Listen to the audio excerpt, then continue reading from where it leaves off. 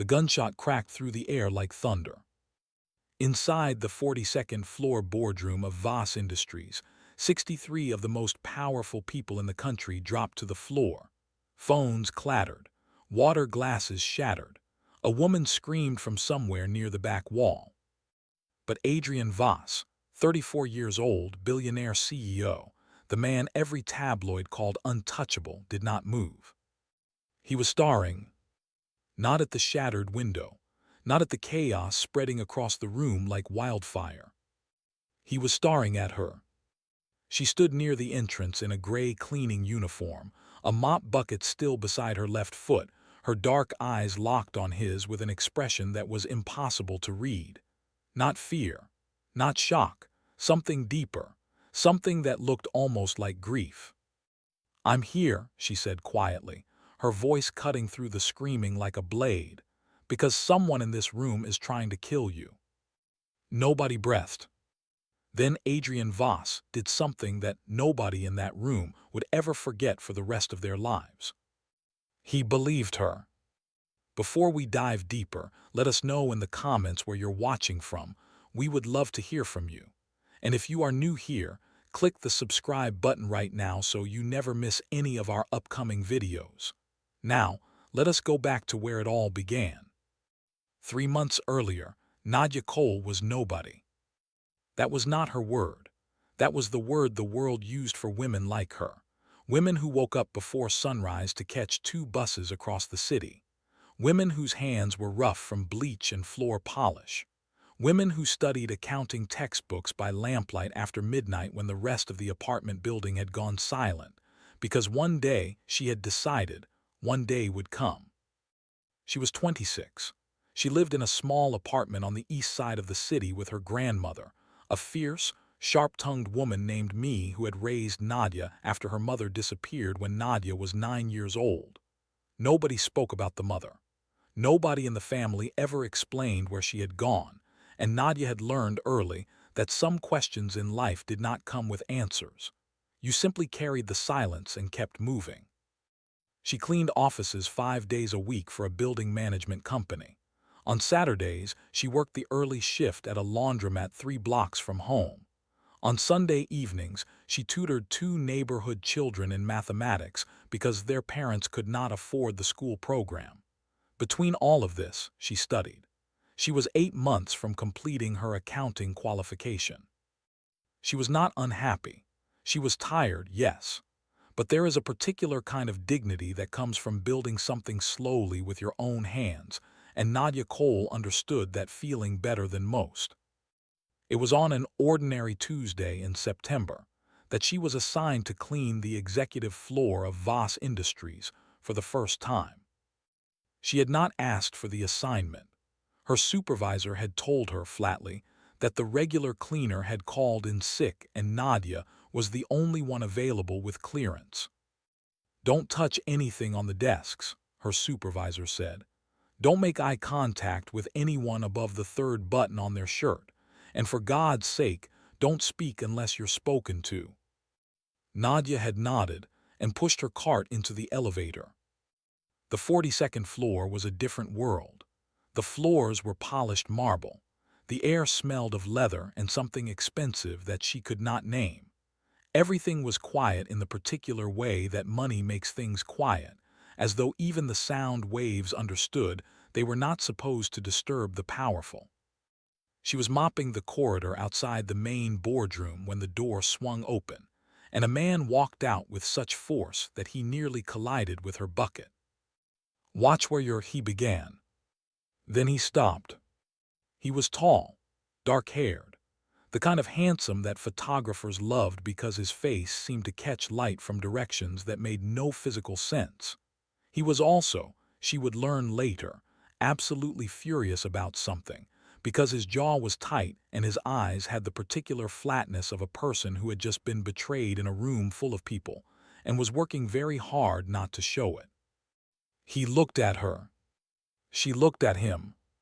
"Sorry," she said, and moved her bucket aside. He stared for exactly 2 seconds longer than was normal, then walked past her without another word. She did not know who he was.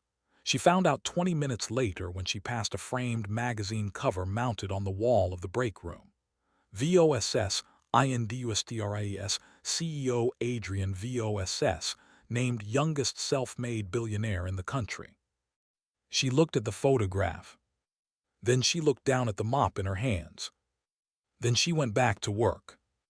Adrian Voss was having the worst year of his life, and that was saying something, because his life had not been particularly gentle. His father, the founder of Voss Industries, had died 18 months ago, leaving the company to Adrian in a move that the board had not seen coming and had never forgiven. His father had built the empire from nothing. A logistics company started in a garage 30 years ago that had grown into a corporation spanning 6 countries and 14 industries. Adrian had spent his entire adult life working inside it, learning every department, every system, every weakness. He knew the company better than anyone alive. The board did not care about any of that. What they cared about was that Adrian was 34 years old, that he refused to do things the way they had always been done, and that he had, in the past 18 months, fired 3 executives who had been with the company for over 20 years. He had fired them for stealing. He had the evidence. He had presented it clearly and without drama. But what Adrian had not understood, not yet, was that the people he had fired were not acting alone. They were part of something older and larger, something that had been quietly moving inside the company for years like a rot beneath clean wood. $217 million had been moved through shell accounts in the past 3 years. Adrian had found only the surface of it. The full figure, the one that would eventually surface, was 4 times that amount. He did not know this yet. What he did know, on that September evening, was that his fiancée Celeste had canceled dinner for the 3rd week in a row, that his cousin Marcus had once again voted against him in the board meeting that afternoon, and that someone had anonymously sent him a photograph of Celeste leaving a hotel with a man he did not yet recognize. He was scheduled to attend a charity gala that evening at the Grand Monarch Hotel. He almost did not go. He should not have gone. The gala was the kind of event where generosity and ambition wore the same dress. Hundreds of people in formal clothes raising money for a children's hospital foundation, because it looked good in photographs, and because the tax benefits were, by all accounts, considerable. Nadia was there as part of the catering staff. A last-minute call from the event company, $50 an hour cash, and she had said yes before they finished the sentence.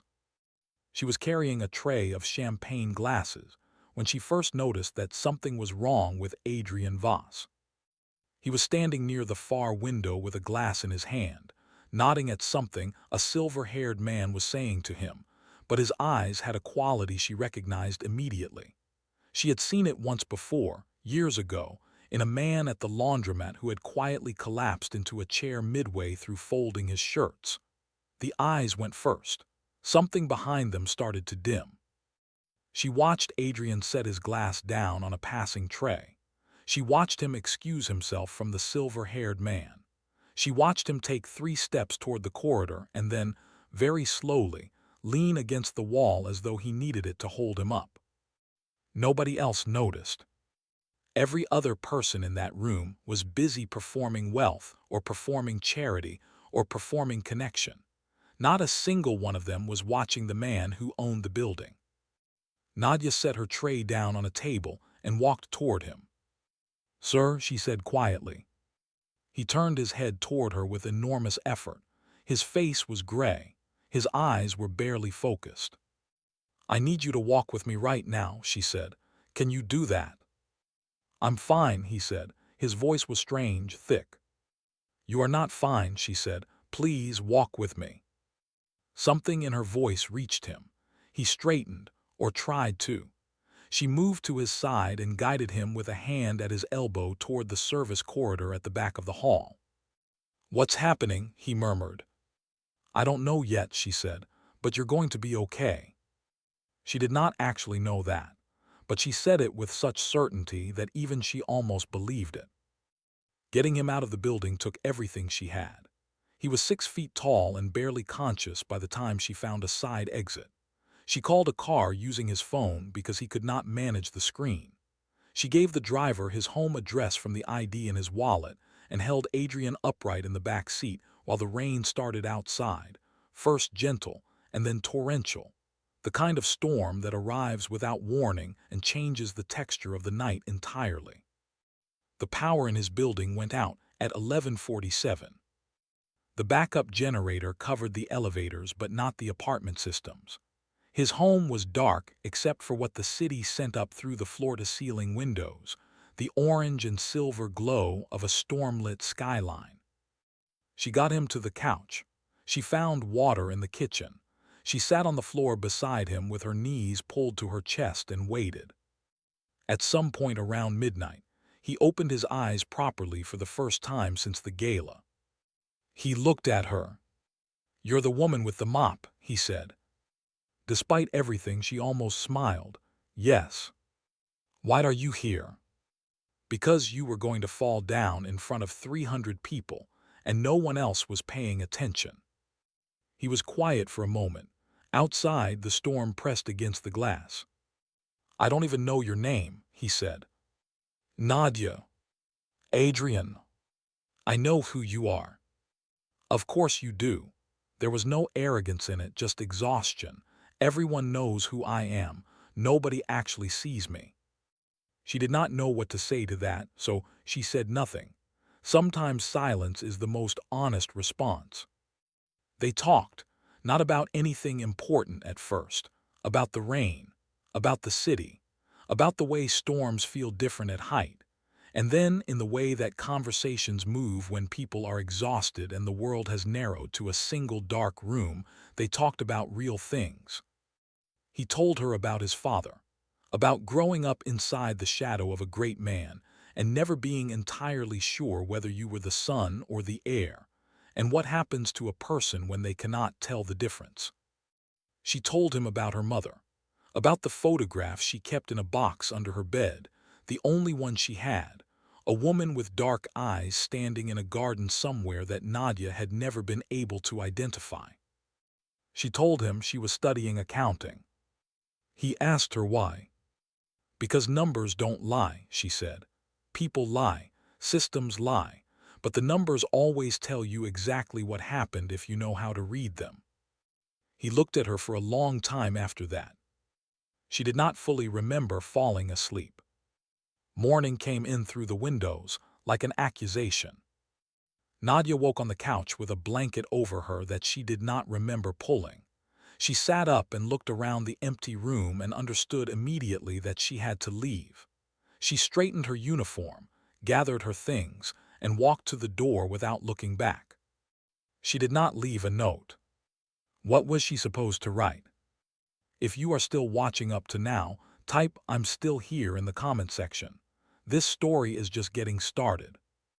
She returned to work on Wednesday morning and was escorted out of the building by security before she reached the elevator. Her supervisor would not look her in the eye. "There's footage," he said to the floor, "from the gala. Someone sent it to HR this morning. Shows you leaving with Mr. Voss." "I was helping him," she said. "He was ill." "Nadia," he finally looked up. His expression was not unkind. It was simply helpless, which was worse. "I'm sorry, there's nothing I can do." She collected her final pay packet and walked to the bus stop. She did not cry, not because she did not want to, but because she had learned a long time ago that crying in public costs more energy than it returns. What she did not see, as she stood at the bus stop, was the man in the dark car parked 20 meters up the street. She did not see him raise his phone and photograph her. She did not see him send the photograph to a contact saved under a single initial. She did not see any of it. But someone was watching. The first strange thing happened 5 days later. She came home to find her apartment door unlocked. She was certain she had locked it. Her grandmother was at her sister's for the week. Nothing was missing. Nothing was disturbed. except for the photograph, the one from the box under her bed, the only picture she had of her mother. Gone. She stood in the middle of her bedroom for a long time, trying to understand what it meant. Who would want a photograph of a woman they had never met? Who even knew it existed? The second strange thing happened to Adrian Voss. His car's brakes failed on a mountain road outside the city. He managed to bring the vehicle to a stop against a guardrail, shaken but unharmed. The mechanic who examined the car afterward told the police that the brake line had been cut cleanly. Not worn, not corroded, cut. The third strange thing was an elevator. At Voss Industries, the executive elevator stalled between floors 20 and 21 for 40 minutes with Adrian inside before the system reset. Engineers found nothing wrong with the mechanism, and that absence of explanation was somehow more frightening than any fault they could have named. The fourth was coffee.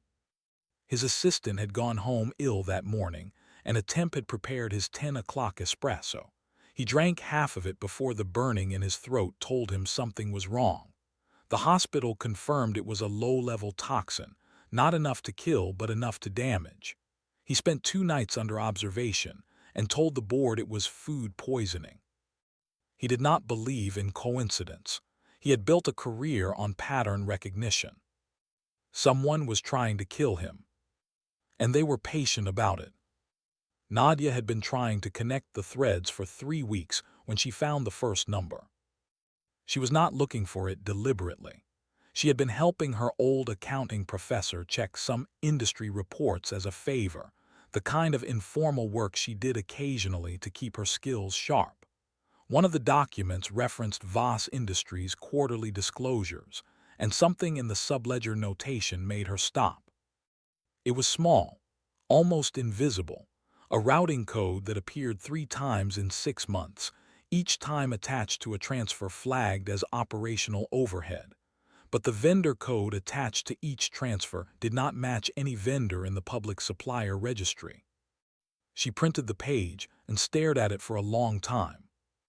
Then she started pulling every publicly available document she could find about Voss Industries: annual reports, regulatory filings, news coverage going back 5 years. The more she read, the colder she felt.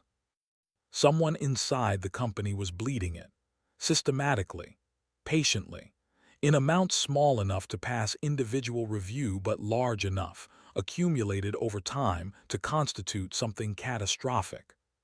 She did not know how much yet. She did not know who.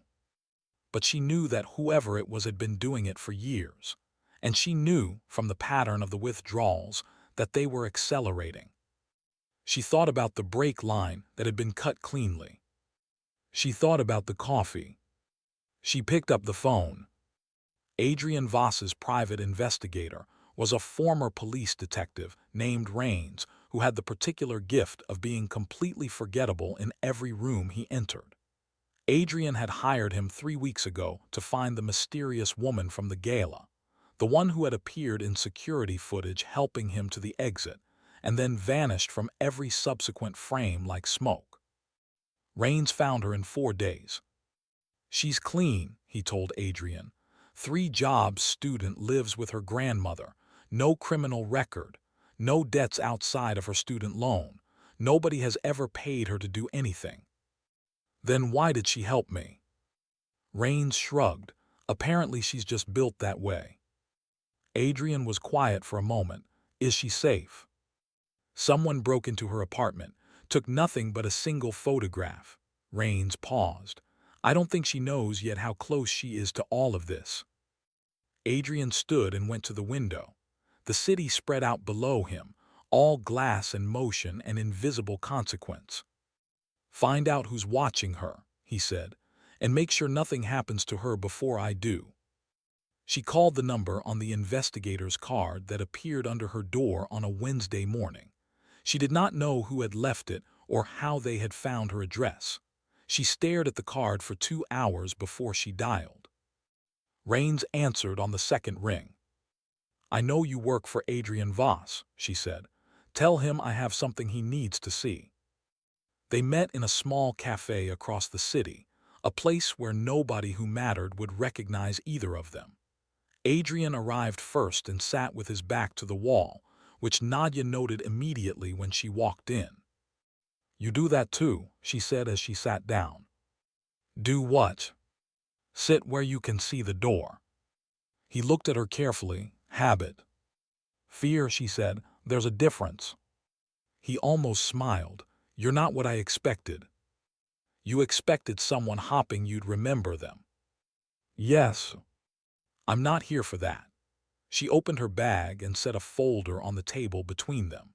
"I'm here because someone inside your company has stolen approximately $800 million over 4 years, and I think the same person is trying to kill you, and I think both things are connected to a meeting that happened 3 months before your father died." The silence that followed was very complete. Adrian opened the folder. He did not speak for 11 minutes, she counted. When he finally looked up, his eyes were different, not harder, clearer. "How did you find this?" "Public documents," she said. "Anyone with the right training could have seen it, but nobody was looking." "Why were you?" She hesitated. "I found something else," she said. "Something that isn't about the money." She reached into the folder and pulled out a single page, a record from a corporate registry, a name, a date. Adrian looked at it. His face changed. "That's my grandfather's name," he said slowly. "Yes. He died before I was born." "I know," she looked at him steadily. "But he didn't die before he had another family, a woman named Iris, a daughter, and that daughter had a child of her own." She paused. "My mother, the one whose photograph was stolen from my apartment." The cafe noise continued around them. Someone laughed at a nearby table. Outside, a taxi horn sounded twice. Adrian Voss stared at her. "That means you're—" "A Voss," she said. "Legally. Which means I'm entitled to a portion of the estate. Which means," she continued quietly, "that whoever is stealing from your company has 2 very good reasons to want me gone, not just one."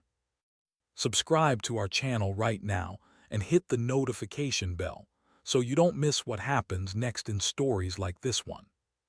The board meeting was called for a Thursday. Adrian spent the 4 days before it with Rains, a corporate attorney, and 2 forensic accountants going through everything Nadia had compiled and everything they could add to it. The picture that emerged was devastating in its clarity. Marcus Voss, Adrian's cousin, had been the architect of the theft. Not alone. He had the CFO. He had Celeste. He had 2 members of the board who had been quietly promised that once Adrian was removed, their positions would be restored to the power they had held under the old regime. The drugging at the gala had been Marcus's idea. The plan was not to kill Adrian that night. The plan was to destroy his reputation. Celeste would claim she had found him in a compromising situation with a staff member. The footage would be released. The board would have grounds to remove him on conduct grounds. What they had not planned for was that the maid would simply help him home and leave without a word. No demands, no photographs, no story sold to any publication. The plan had misfired. And so Marcus had escalated. The brake line, the elevator, the coffee. And through all of it, someone had been watching Nadia, trying to understand how much she knew and whether she posed a separate threat entirely. When they searched her apartment and found the photograph of her mother, they understood what she might eventually discover. They had been out of time, and they had known it. Which was why, on the morning of the shareholders' meeting, Marcus had arranged for a different kind of solution. A man with a rifle, a single window, an ending that looked like random violence. What Marcus had not known was that Nadia had already received a message from a whistleblower inside the company, a junior accountant with a conscience and a family, who told her the date, the time, and the building the shooter would be positioned in. She had 90 minutes. Not enough time to reach the police she was not sure she could trust. Enough time to reach the boardroom herself. She pushed through the entrance with her cleaning badge still on. She bypassed the lobby because she knew every service corridor in the building from the weeks she had spent cleaning it. She took the service elevator to 42 and walked through the boardroom door at precisely 11:43. 63 powerful people turned to stare at a woman in a gray cleaning uniform. Adrienne Voss went pale. "I'm here," she said, "because someone in this room is trying to kill you." And then the gunshot cracked outside. The bullet had hit the window of the adjacent building. The shooter had missed by 6 feet because the police, finally alerted by rains 20 minutes earlier, had disrupted the position at the last possible moment. In the chaos that followed, it was Adrienne who stood up. Not to run. To speak. "Lock the doors," he said. His voice was entirely steady. "Nobody leaves this room until law enforcement arrives.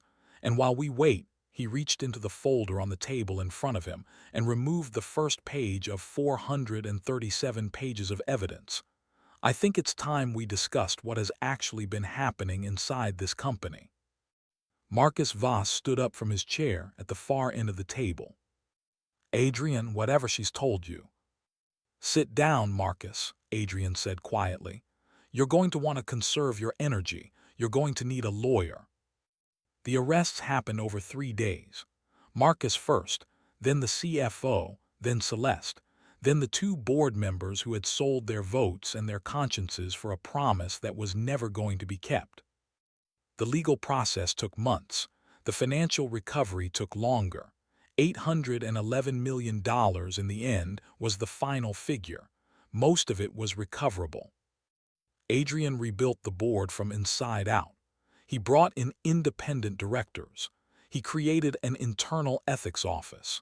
He hired the junior accountant who had sent Nadia the warning and made him head of financial compliance. He offered Nadia the head of that same compliance division. She said no. He was not entirely surprised. "What will you do?" he asked. "Finish my qualification," she said. "And then I want to open something. A foundation, maybe. For people who are working 3 jobs and can't afford to study. People who just need someone to believe that the numbers they're looking at mean something." "That's going to be expensive." "I know. You do understand," he said carefully, "that the estate settlement means you have resources now." She was quiet for a moment. Outside his office window, the city moved in its usual way, indifferent to everything that had just changed. "I know," she said. "It still doesn't feel real." "It will." "What about you?" she asked. He looked at the city for a long time before he answered. "My father built this company because he believed that honest work done well compounds over time," he said. "He was right about that. He just forgot to apply it to the people around him." He paused. "I'm not going to forget." 6 months later, the Cole Foundation opened its doors in a building on the east side of the city, 3 blocks from the laundromat where Nadia had spent her Saturday mornings. It offered accounting scholarships, legal literacy programs, and a crisis fund for workers who had lost income due to workplace injustice. On the day of the opening, her grandmother sat in the front row in a yellow dress and watched her granddaughter speak to a room full of people who had never had anyone in their corner before. She did not cry. Cole did not cry at things that were right. She simply nodded, the way people nod when the world has finally caught up to something they always knew was coming. Nadia stood at the podium and looked out at the room. She thought about the bus rides in the dark, the bleach on her hands, the textbooks read by lamplight. She thought about a storm pressing against the glass of a building she was never supposed to be inside. A conversation in the dark with a man who had everything and felt entirely alone. She thought about a photograph of a woman in a garden, a woman she had never known who had given her, without knowing it, an inheritance that turned out to be about something far more important than money. She leaned into the microphone. "I didn't set out to change anything," she said. "I set out to survive. And somewhere in the middle of surviving, I accidentally told the truth. And it turned out the truth was the most dangerous and most powerful thing in the room." She paused. "That's always how it goes." The applause started slowly and then filled the building entirely, and somewhere in the back of the room, Adrian Voss stood with his hands in his pockets and nodded once, the way you nod at something you recognize as right. Outside, the city continued. Loud and indifferent and full of people working 3 jobs and studying by lamplight and carrying silences they had inherited from people who disappeared. All of them waiting for someone to look up from the mop bucket and notice. The world judged her because of one night. History remembered her because of what she chose afterward. What would you have done if you were in her place? Tell us in the comments below. And if this story moved you, smash that like button, share this video with someone who needs to hear it, and subscribe to our channel so you never miss another story like this one. We release new videos every week, and trust us, you do not want to miss what's coming next.